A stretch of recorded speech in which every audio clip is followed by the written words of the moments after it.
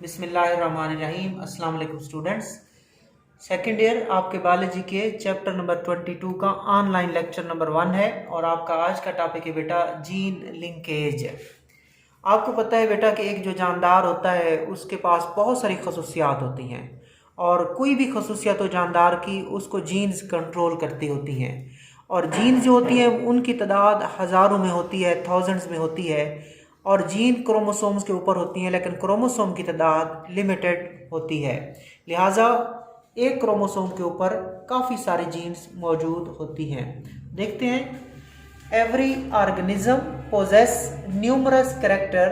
हर जानदार बहुत सारी खसूसियात रखता है और उन खसूसियात को कौन कंट्रोल करता है? These characters are controlled by thousands of the genes but number of chromosome is limited. लेकिन क्रोमोसोम की तादाद क्या होती है? महदूद होती है। ये जो जीन्स होती हैं ये क्रोमोसोम्स के ऊपर मौजूद होती हैं। हमारे अंदर क्रोमोसोम की तादाद क्या होती है? लिमिटेड होती है। लाइक हमारे एक सेल में, हमारे इंसान के सोमैटिक सेल में जो क्रोमोसोम की तादाद होती है 46 होती है, जो 23 होमोलोगस पेयर की शक्ल में पाए जाते हैं। तो फिर जब क्रोमोसोम्स कम है, क्रोमोसोम्स के ऊपर जीन्स हैं, तो क्या होगा? Therefore each chromosome must carry many genes on it। लिहाजा हर क्रोमोसोम के पास क्या होती हैं? मैनी जीन्स होती हैं। तो इसमें आपने क्या सीखा? आपने कहा कि हर जानदार जो होता है वो बहुत सारी खसूसियात रखता है। उन खसूसियात को कंट्रोल करने के लिए 1000 जीन्स पाई जाती हैं, लेकिन जो क्रोमोसोम की तादाद है वो महदूद होती है, लिमिटेड होती है। लिहाजा हर क्रोमोसोम के ऊपर बहुत सारी जीन्स मौजूद होती हैं। आगे चलते हैं। All the gene located on the same chromosomes are linked to each other। एक क्रोमोसोम के ऊपर जितनी भी जीन्स मौजूद होती हैं वो आपस में लिंक्ड होती हैं। मैं आपको डायग्राम से दिखा देता हूं। ये क्रोमोसोम्स हैं और क्रोमोसोम्स के ऊपर बेटा क्या मौजूद है? ये जीन्स मौजूद है। ये क्या है? क्रोमोसोम्स हैं, उसके ऊपर क्या मौजूद है? बहुत सारी जीन्स मौजूद हैं। एक क्रोमोसोम के ऊपर जो जीन्स मौजूद होती हैं वो आपस में लिंक्ड होती हैं, उनका एक दूसरे के साथ फिजिकल रिलेशनशिप होता है। इसी को क्या कहते हैं? लिंकेज कहते हैं कि एक क्रोमोसोम के ऊपर जितनी भी जीन्स होती हैं वो आपस में लिंक्ड होती हैं। इसको क्या कहते हैं? लिंकेज कहते हैं। तो आपने क्या सीखा कि all the gene located on the same chromosome are link to each other, कि एक क्रोमोसोम के ऊपर जितनी भी चीज मौजूद होती है वो आपस में लिंक्ड होती हैं। अब यहाँ से डेफिनेशन स्टार्ट हो जाती है, जीन लिंकेज की। आपने क्या लिखना है? अगर आप ये पूरा पीछे से लिख रहे हैं, शुरू से लिख रहे हैं, तो आपने ऐसे ही लिख देना है। अगर आपने डेफिनेशन लिखनी है, जस्ट डेफिनेशन पूछी गई है, तो आप यहाँ दिस की जगह क्या लिख दोगे? दी लिख दोगे, दा लिख दोगे। So the phenomena of staying together of all the gene of a chromosome is called linkage। ये डेफिनेशन है जीन लिंकेज की। क्या डेफिनेशन है?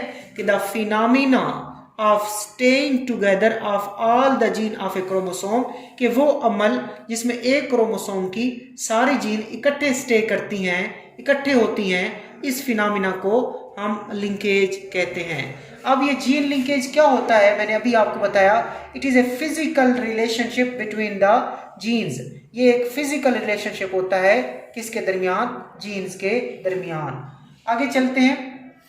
ए chromosome carries its linked genes an block in the form of linkage group, कि एक chromosome जो होता है वो लिंक्ड जीन को कैरी करता है एन ब्लॉक। एन ब्लॉक का मतलब होता है ऑल टुगेदर यानी कि इकट्ठे, इन the form of linkage group. एक क्रोमोसोम अपने लिंक्ड जीन्स को ऑल टुगेदर एन ब्लॉक रखता है। किस शक्ल में रखता है? लिंकेज ग्रुप की शक्ल में रखता है। आगे एमसीक्यूज है। The number of linkage group corresponds to the number of homologous pair of chromosomes. याद रखिएगा, लिंकेज ग्रुप जो होते हैं वो कोरेस्पोंड करते हैं, मिलते जुलते हैं, या लिंकेज ग्रुप की तादाद उतनी होती है जितना number of homologous pair of chromosomes होते हैं। यानी कि जितने होमोलोगस क्रोमोसोम के जोड़े होंगे उतने ही लिंकेज ग्रुप होंगे। सो लिंकेज ग्रुप कोरेस्पोंड करता है to the number of homologous pair of chromosome. मिसाल के तौर पर इंसान के अंदर होमोलोगस क्रोमोसोम पेयर कितने होते हैं? 23 पेयर पाए जाते हैं। इंसान में जो एक सेल में होमोलोगस क्रोमोसोम के जोड़ों की तादाद कितनी होती है बच्चों? 23 होती है। लिहाजा लिंकेज ग्रुप भी इंसान में 23 है। So man has 23 linkage group, क्योंकि लिंकेज ग्रुप इक्वल होता है, कोरेस्पॉन्ड करता है किसके साथ? होमोलोगस क्रोमोसोम के पेयर के साथ। होमोलोगस क्रोमोसोम के पेयर भी 23 है, लिंकेज ग्रुप भी इंसान के अंदर 23 है। आगे चलते हैं। Genes for colour blindness, haemophilia, gout etcetera, they form one linkage group on human X chromosome. अब ये 3 बीमारी की जो जीन्स होती हैं, मिसाल के तौर पर पहली बीमारी है कलर ब्लाइंडनेस, जिसमें बंदा ब्लू, ग्रीन या रेड कलर्स में डिफ्रेंशिएट नहीं कर सकता, तो उस बीमारी को बोलते हैं कलर ब्लाइंडनेस। हीमोफीलिया एक जेनेटिक डिसऑर्डर है जिसमें कट लगने के बाद, इंजरी के बाद बंदे का खून जम नहीं सकता, तो इसको हीमोफीलिया कहते हैं। उसकी टाइप्स होती हैं A, B, C, ठीक है। तो इसमें ये क्लॉटिंग डिसऑर्डर है, जबकि इसमें डिफ्रेंशिएट नहीं कर सकता कलर्स के दरमियान। जबकि गाउट बेटा ये आर्थराइटिस की एक टाइप है जिसको पूरा नाम बोलते हैं गाउटी आर्थराइटिस।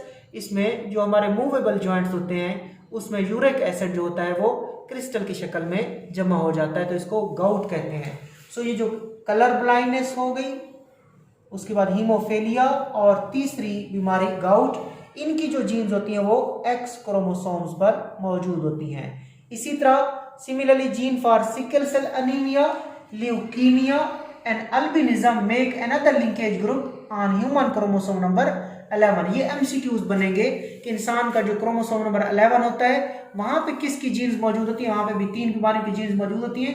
एक सिकल सेल एनीमिया है। अब सिकल सेल एनीमिया का बेटा आपको पता होना चाहिए, आमतौर पर जो रेड ब्लड सेल्स होते हैं वो बाइकनकेव होते हैं। रेड ब्लड सेल्स आमतौर पर बाइकनकेव होते हैं, लेकिन सिकल सेल एनीमिया में रेड ब्लड सेल किस तरह के हो जाते हैं? द्रांति की तरह हो जाते हैं, जिसको इंग्लिश में कहते हैं सिकल शेप्ड हो जाते हैं। किस तरह हो जाते हैं बच्चों? रेड ब्लड सेल की शक्ल सिकल शेप्ड हो जाती है। फिर क्या होता है? ये sickle shape red blood cell capillary से नहीं गुजर सकते, तो वहां पे इनकी ब्रेक डाउन स्टार्ट हो जाती है। उस ब्रेक डाउन के नतीजे में रेड ब्लड सेल की तादाद में कमी आती है, और रेड ब्लड सेल की तादाद में कमी को हम क्या कहते हैं? अनीमिया कहते हैं। इसके बाद ल्यूकीमिया, ये बच्चों ब्लड कैंसर कहते हैं इसको। इसमें जो व्हाइट ब्लड सेल्स होते हैं ल्यूकीमिया के अंदर, ल्यूकोसाइट बढ़ जाते हैं, व्हाइट ब्लड सेल बढ़ जाते हैं और उनकी तादाद क्या हो जाती है? बहुत ज़्यादा हो जाती है। और जो ल्यूकोसाइट बनते हैं, व्हाइट ब्लड सेल बनते हैं, वो एबनॉर्मल होते हैं और उनकी जो डिवीजन थी वो अनकंट्रोल हो जाती है, उसको ल्यूकीमिया कहते हैं। जबकि अल्बिनिज्म एक ऐसी कंडीशन है जिसमें जो बंदे का नॉर्मल स्किन पिगमेंट होता है वो बंदे में नहीं बनता, ऐसी कंडीशन को अल्बिनिज्म कहते हैं और उस बंदे को अल्बिनो कहते हैं। अक्सर आपने देखेंगे जो बिल्कुल वाइट लोग होते हैं तो उनके अंदर जो मेलानिन स्किन पिगमेंट है वो नहीं बनता, लिहाजा वो हम कहते हैं उनको अल्बिनिज्म की बीमारी है। तो ये जो अल्बिनिज्म होगी, ल्यूकीमिया ब्लड कैंसर हो गया, और सिकल सेल एनीमिया, इनकी जो जीन्स होती हैं वो क्रोमोसोम नंबर 11 पे होती हैं। इनका मतलब ये है बेटा कि ये जो बीमारियां हैं, ये जो 3 बीमारियां मैंने नीचे वाली बताई, कि ये जब बीमारियां होती हैं तो क्रोमोसोम 11 में प्रॉब्लम आ जाता है, उधर जो जीन्स मौजूद होती है उनमें मसला आ जाता है, उनमें म्यूटेशन आ सकती है, तब ये बीमारियां होती हैं। अगर एक्स क्रोमोसोम में खास जीन्स में मसला हो तो ये 3 बीमारियां हो सकती हैं। आगे चलते हैं। Linked genes whose loci are close to each other do not obey Mendel's laws of independent assortment। कि वो linked genes whose loci are close to each other, जिनके लोकस, जिनके घर, जिनकी लोकेशन एक दूसरे के करीब होती है, वो मेंडल के लॉ ऑफ इंडिपेंडेंट असॉर्टमेंट को ओबे नहीं करती। क्या आपने सीखा? कि वो लिंक्ड जीन्स जिनकी लोकेशन, जिनका लोकस क्रोमोसोम के ऊपर पोजीशन एक दूसरे के करीब होती है, वो मेंडल के लॉ ऑफ इंडिपेंडेंट असॉर्टमेंट को ओबे नहीं करते। क्यों?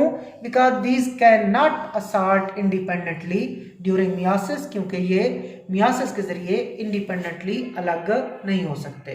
आगे चलते हैं। लिहाजा जीन लिंकेज क्या करेगा? Gene linkage also minimises the chances of genetic recombination.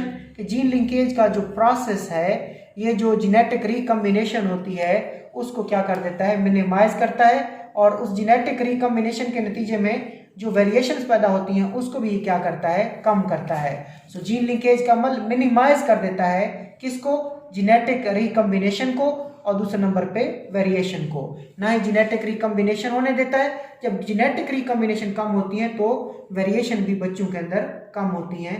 ये आपने जीन लिंकेज के बारे में देखा, क्योंकि जो लिंक्ड जीन्स होती हैं जो एक दूसरे के करीब होती हैं वो अलग नहीं हो सकती इंडिपेंडेंट असार्टमेंट के दौरान। जब वो अलग नहीं हो सकती तो चांसेस मिनिमाइज हो जाते हैं, कम हो जाते हैं जेनेटिक रिकम्बिनेशन के, जेनेटिक रिकम्बिनेशन के चांसेस कम हो जाते हैं। अगर जेनेटिक रिकम्बिनेशन के चांसेस कम हो जाएं तो ऑफ स्प्रिंग्स के अंदर, बच्चों के अंदर वेरिएशन के, तगय्युरात के, डिफरेंसेस के चांसेस भी कम हो जाते हैं। सो ये बच्चों आज आपका टॉपिक था जीन लिंकेज। अल्लाह हाफिज।